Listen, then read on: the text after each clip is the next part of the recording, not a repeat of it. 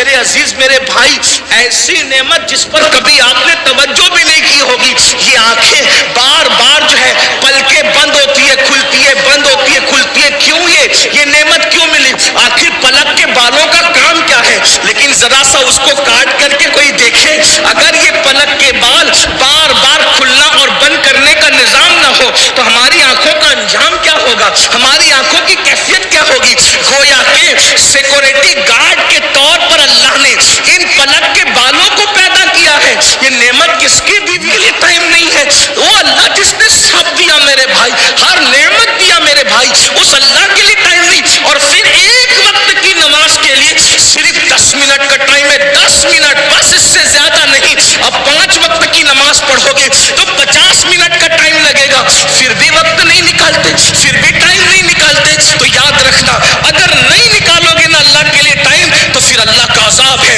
اِنَّ بَطْشَ رَبِّكَ لَشَدِيدٌ، تیرے رب کی پکڑ بڑی سخت ہے۔ اب آئیے، اللہ اکبر، ایک کتاب ہے جو سرکار غوث اعظم شیخ عبد القادر جیلانی کی طرف منسوب ہے، اس کتاب کو غنیۃ الطالبین کہتے ہیں۔ میں وہاں سے حضور غوث پاک شیخ عبد القادر جیلانی رضی اللہ تعالیٰ عنہ نے ان کے نانا جان کی حدیث لکھی ہے، میں اس کو بطور مفہوم پیش کرتا ہوں۔ اگر آپ نماز نہیں پڑھو گے، 10 منٹ کا ٹائم نہیں نکالو گے، نقصان کتنا ہے، کتنا گھاٹا ہے، کتنا خسارہ ہے۔ تو اللہ کے حبیب، غیب کا نبی، صادق و مصدوق، خاتم النبیین صلی اللہ علیہ وآلہ وسلم ارشاد فرماتے ہیں، حدیث پاک کا مفہوم ہے کہ جو بندہ نماز ترک کر دے، اب نماز چھوڑنے کا نقصان کیا، اس پر میں اپنی بات پوری کروں گا، لیکن آپ سب کی توجہ، بہت توجہ، اپنی بہنوں کی بھی خاص توجہ۔ یہ صرف بہانے میرے عزیز، بہت بہانے کی ٹائم نہیں ملتا، ٹائم نہیں ملتا، جھوٹ ہے، بہت جھوٹ ہے۔ اگر نماز کے لیے ٹائم نہیں، فیس بک کے لیے وقت کہاں سے، یوٹیوب کے لیے وقت کہاں سے، دوستوں کی محفل کے لیے وقت کہاں سے، غب شپ کے لیے وقت کہاں سے، یہ سارے فضول کاموں کے لیے وقت کہاں سے؟ آج جتنا ٹائم اپنے پاس ہے، اس سے پہلے اتنا ٹائم لوگوں کے پاس نہیں تھا۔ 10 منٹ کا ٹائم نکالو، بہت بڑی بڑی مصیبتوں سے بچو گے، بہت بڑی بڑی بلاؤں سے بچو گے، اللہ سے رشتہ جڑے گا، اللہ کے قریب آ جاؤ گے، رسول اللہ صلی اللہ علیہ وآلہ وسلم کے قریب آ جاؤ گے، حضور کو خوش کر دو گے۔ اللہ اکبر۔ تو آقا کریم غیب دا نبی صلی اللہ علیہ وآلہ وسلم کے فرمان کا مفہوم ہے، جب بندہ نماز چھوڑتا ہے، نماز ترک کرتا ہے، تو اللہ تعالیٰ اس کو 12 مصیبتوں میں گرفتار کرتا ہے، اللہ اس کو 12 تکلیف اور مصیبتوں میں گرفتار کرتا ہے۔ 3 مصیبتیں اس کو دنیا میں آتی ہے، 3 مصیبتیں اس کو مرتے وقت آتی ہے، 3 مصیبتیں اس کو قبر میں آتی ہے، 3 مصیبتیں اس کو میدان 10 منٹ کا ٹائم نکال کے نمازی بن جاؤ، یا پھر ان بھیانک مصیبتوں کے لیے تیار ہو جاؤ، ان خوفناک مصیبتوں کے لیے تیار ہو جاؤ۔ اور سن لو، یہ معاذ اللہ کسی دنیا کے ظاہری لیڈر کا یا صرف کسی سیاسی لیڈر کا بیان نہیں جس کو ہنس کے اڑا سکو، یا یہ کسی عام انسان کی گفتگو نہیں،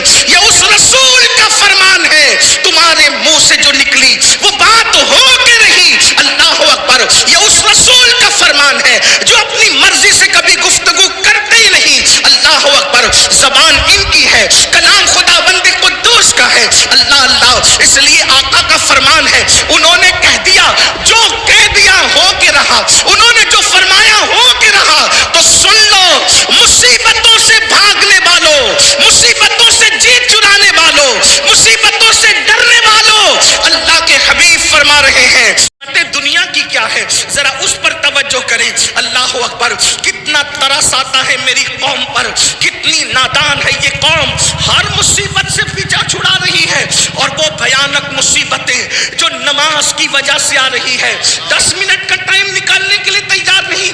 آؤ آؤ، اپنے رسول، اپنے آقا جو ماؤں سے زیادہ شفیق ہے، ماؤں سے زیادہ رفیق ہے، اللہ اکبر، خون کے رشتے اتنا ہم سے پیار نہیں کرتے جتنا آمینہ کے لال نے پیار کیا ہے۔ حضور نے امت سے کتنی محبت کی ہے، اس کا احساس تو کرو۔ اللہ کے حبیب نے اللہ کے عذاب کو کیوں بیان کیا؟ تاکہ سن لو، ہوشیار ہو جاؤ، اپنے آپ کو اللہ کے عذاب سے بچاؤ، ورنہ سن لو، اچھی طرح سن لو، کسی انسان میں اتنی طاقت نہیں ہے کہ اللہ کے عذاب کو برداشت کر سکے۔ واللہ، سارے زمین اور آسمان مل کر اللہ کے عذاب کو اٹھانے کی طاقت نہیں رکھتے. بابا یہ نازک سا وجود جو پسو کھٹمل اور چونٹی کے کاٹنے پر بھی بے چین اور بے قرار ہو جاتا ہے، اللہ کا وہ عذاب کیسے برداشت کر سکو گے جو زمین اور آسمان برداشت نہیں کر سکتے؟ ایک بزرگ بہت روتے تھے، کسی نے پوچھا رونے کی وجہ کیا؟ فرماتے ہیں اگر اللہ مجھے گرم پانی کے عذاب سے ڈراتا تو بھی مجھے رونا ہی تھا. اللہ نے مجھے گرم پانی کے عذاب سے نہیں ڈرایا بلکہ اللہ نے مجھے جہنم کے عذاب سے ڈرایا. جہنم کے عذاب کے بارے میں قرآن کہتا ہے القاریہ تم القاریہ.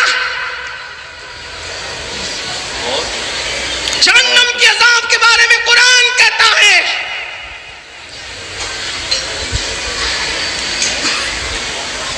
میرا اللہ ارشاد فرماتا ہے جہنم کے عذاب کے بارے میں. اور کیا فرما رہا ہے؟ اللہ فرماتا ہے کہ جس دن کافر اللہ کے عذاب کو دیکھیں گے تو کیا کہیں گے؟ وَيَقُولُ الْكَافِرُ يَا لَيْتَنِي كُنْتُ تُرَابًا. کاش ہم مٹی ہو جائیں. اللہ وہ مٹی ہونے کی تمنا کریں گے. اللہ کے عذاب کو دیکھ کر کے وہ مٹی ہونے کی تمنا کریں گے. اللہ کے عذاب کا حال کیا ہے میرے عزیز میرے بھائی؟ اسی لیے صحابہ جنہیں جنت کی بشارتیں ملی تھی وہ رات بھر اسی لیے نہیں روتے تھے، انہیں پتا تھا اللہ کے عذاب. ام المومنین، یہ میری مائیں اور بہنیں موجود ہیں جنہیں نماز کا طریقہ بھی صحیح نہیں پتا، یہ گھمنڈ میں ہے مولانا ہم تو جنت ہی میں جائیں گے. میں کہتا ہوں امید کری جا سکتی ہے لیکن خوف بھی ہو. امید کی جا سکتی ہے مگر خوف بھی ہو. یہ کیا کہ جن کی زندگی میں کلمہ طیبہ بھی یاد نہیں اور انہیں گھمنڈ ہے کہ جنت میں جانے سے میں کون روک سکتا ہے.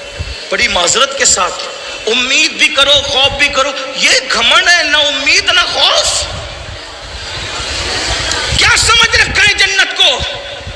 ہم تو لوگوں سے کہتے ہیں 1857 کے بعد والوں نے جتنا جنت کو مشکل بنایا ہے اتنی بھی جنت مشکل نہیں ہے، اور جتنی آسان آپ کے شاعروں نے جنت بنا دی ہے اتنی بھی آسان جنت نہیں ہے.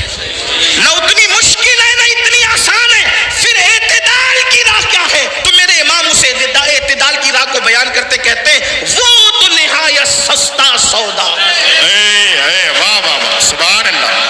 اعتدال کی راہ کیا ہے؟ نہ 1857 کے بعد والوں کی فکر جو انہوں نے بہت مشکل کر دی کہ کچھ بھی کر لو جنت میں نہیں جاؤ گے، یہ مشکل. اور آپ کا حال یہ ان کو دیکھو اور ان کو دیکھو اور جنت میں چلے جاؤ. میں کہتا ہوں کہ ساری نسبتیں عظمتیں سراخوں پہ انکار نہیں، لیکن جن کو دکھا کر جنت بانٹ رہے ناظرین صاحب آپ، ان کے ایمان پہ خاتمے کی بھی کوئی گارنٹی آپ کے پاس ہے؟ تو نہ اتنی مشکل نہ اتنی آسان. امام کی فکر یہ کہ وہ تو نہایت سستا سودا بیچ رہے ہیں جنت کا، ہم مفلس کیا مول چکائے اپنا ہاتھ ہی خالی ہے. سبحان اللہ سبحان. ہمارے پاس مول کیا ہے بھائی؟ چیز کتنی سستی ہو اور ہمارے پاس نہ ہو اس کی قیمت آپ کی توجہ ہے؟ دیکھیے آسانی سے سمجھ آئی. چیز کتنی سستی ہو، میرا رومال ہے، اگر میں کہوں کہ میں اسے آج بیچنا چاہتا ہوں کون خریدے گا تم میں؟ تو میرا حسن ظن یہ کہتا ہے کہ میرے عزیز میرے بھائی لوگ جو مجھ سے محبت کرتے ہیں پیار کرتے ہیں، اگر میں اس کی قیمت یہ کہہ دوں 500 روپے تو ابھی 500 کی کئی نوٹیں نکل آئے، 5000 تو بھی نکل آئے، 10,000 میرا حسن ظن کہتا ہے تو بھی نکل آئے. لیکن میں یہ رومال چلے بیچ ہی دوں، کتنے میں خریدو گے؟ میں نے بیچنا اس کو، مجھے چاہیے اس رومال کے صرف 15 پیسے. 2 منٹ کا ٹائم ہے، اگر آپ میں سے کسی کی جیب میں 5 اور 10 15 پیسے ہو ابھی لا کر دے دیں. حضرت مفتی ایوب صاحب قبلہ مقدس اللہ العالی کے ہاتھ سے یہ رومال لے کر جائیں، یا یہ سید صاحب کا رومال لے جائیں، یا اگر حضرت اجازت دے گستاخی نہ ہو تو حضرت کا عصا لے کر چلے جائیں. اتنے بڑے بزرگ عالم دین کا آسا 15 پیسے میں ان کی اجازت سے آپ کو بیچنا چاہتا ہوں، لے جائیں، لیکن 2 منٹ میں آپ کو 15 پیسے لا کر دینا ہے۔ کوئی لے جا سکتا ہے؟ لے جا سکتا ہے؟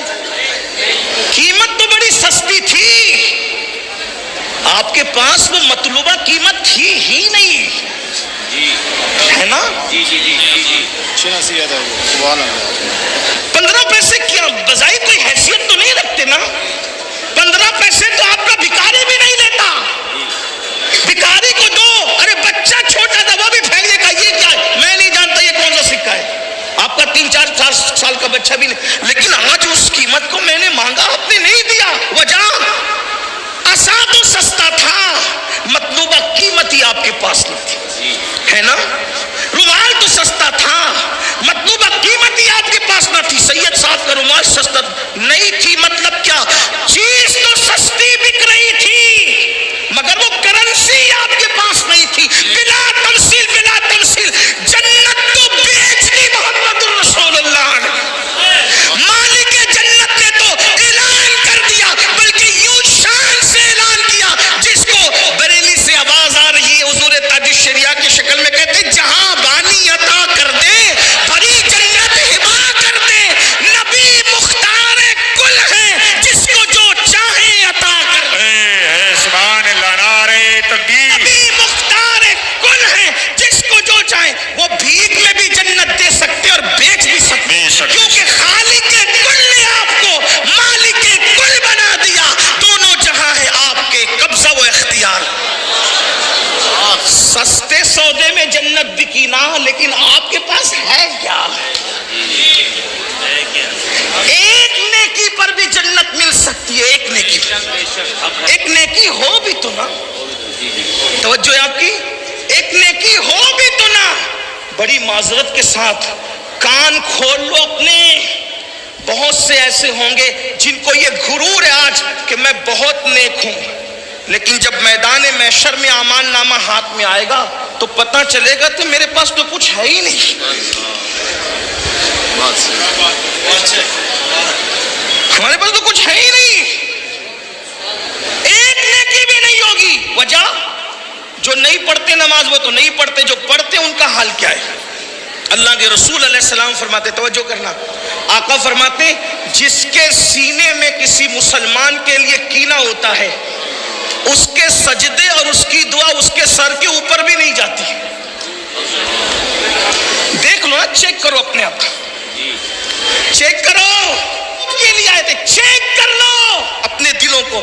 جس قوم کے دل سگے بھائیوں کے لیے صاف نہ ہو، جس قوم کے دل پھوپھی اور چچاؤں کے لیے صاف نہ ہو، جس قوم کے دل پڑوسیوں کے لیے صاف نہ ہو، جس قوم کے دل بہنوں کے لیے صاف نہ ہو، ارے حد تو یہ ہے جس امام کے پیچھے نماز پڑھتے ہو ان اماموں کے لیے جب تمہارے دل صاف نہ ہو تو تمہاری نماز کا کیا ہو؟ واہ واہ واہ، سبحان اللہ، سبحان اللہ، بہت اچھی۔ اگر کافر کے ہاتھ میں آئی فون دیکھا آپ کو کوئی اعتراض نہیں ہوتا، لیکن امام کے ہاتھ میں آئی فون آ گیا تو فوراً آ کے پھٹ کے کہتی ان کے پاس آیا کہاں سے؟ فوراً شک کی نظر سے دیکھا، فوراً، ارے نادان، جب تو اتنے پیچھے کھڑے رہتا ہے، بلکہ ہفتے میں ایک دن آ کر اتنے پیچھے کھڑے رہتا ہے، اللہ تجھے اتنا عطا کرتا ہے جو سب کے آگے کھڑے رہتا ہے، شک ہے، اپنوں کے خلاف شک۔ اور یاد رکھیے جب دل کینے سے پاک نہیں ہوں گے، اور میں یہ دیکھ رہا ہوں بڑی معذرت کے ساتھ علماء سے دعا لینے کے لیے، صرف سبق سنانے کے، دنیا دار تو دنیا دار ہے، دیندار طبقہ بھی اس منزل پر ناکام ہے، الا ماشاءاللہ، الا ماشاءاللہ، دیندار طبقے کو بھی ہم ناکام باس کہلانے والوں کو دیکھ رہے کہ ان کے سینے پاک نہیں ہے کینوں سے۔ اگر کسی کی تقریر بھی اچھی ہو جائے تو ان کو اس وقت بھی تکلیف ہوتی ہے، بری ہو جائے تو بھی تکلیف ہوتی ہے۔ آپ توجہ فرمائیں، کسی سے لوگ زیادہ پیار کرنے والے ہوں تو تکلیف ہوتی ہے، مخالفت کرنے والے ہوں تو تکلیف، یعنی ہمارے دل کا، اچھا ہم نے دل کو پاک اور صاف رکھنا، کچھ اہمیت اس کی سمجھی ہی نہیں، اور اللہ کے رسول دلوں کا تزکیہ کرنے کے لیے تھے، وہ یزکیہم ویعلمہم الکتاب والحکمہ، پہلے قرآن نے دلوں کا تزکیہ بیان فرمایا. ہم تعلیم تو حاصل کر رہے, تزکیہ کہاں ہے؟ اور جب تک دل صاف تو چیک کر لو اپنے دل کو, اپنے من میں ڈوب کر تہجد گزارو. فجر پہ گھمنڈ کرنے والوں, ظہر پہ اترانے والوں, جان نماز نے کہہ دیا کہ جس کے دل پاک و صاف نہیں ہے بغض و کینے سے, ان کے سجدے ان کے سر کے اوپر نہیں جاتے, ان کی نمازیں ان کے سر کے اوپر نہیں جاتی, ان کی دعائیں ان کے. اس کا مطلب صرف نماز پڑھ کے بھی چھٹکارا نہیں ہے. قرآن کہتا ہے عاملۃ ناصبۃ تصلی نارا حامیہ. قرآن میں چھوڑا ہی کچھ نہیں ہے. یہ بھی قرآن کا معجزہ ہے. گنی ہوئی آیتوں میں قرآن نے سب بیان کر دیا ہے. ولا رطب ولا یابس الا فی کتاب مبین. ہر رطب و یابس کو قرآن میں بیان کر دیا گیا ہے, کھول کے بیان کر دیا گیا ہے. قرآن کہہ رہا ہے عاملۃ ناصبۃ تصلی نارا حامیہ. عمل کر کے آئیں گے, محنت کر کے آئیں گے, پھر بھی جہنم میں ڈالے.